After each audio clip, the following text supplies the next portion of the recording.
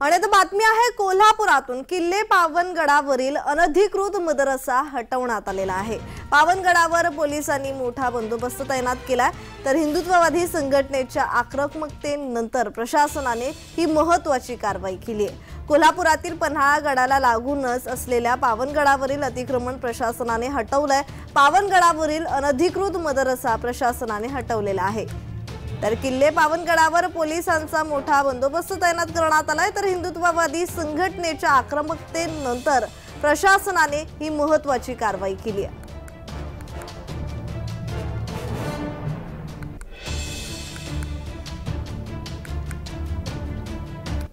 जो अनधिकृत मदरसा बांधली गेली होती ते हटवण्यात आलेली आहे। या लँड जिहादच्या माध्यमातून आमच्या गड किल्ल्यांवर अतिक्रमण करणं, इस्लामीकरण करणं हे मोठ्या प्रमाणामध्ये या जिहादातून सुरू होतं।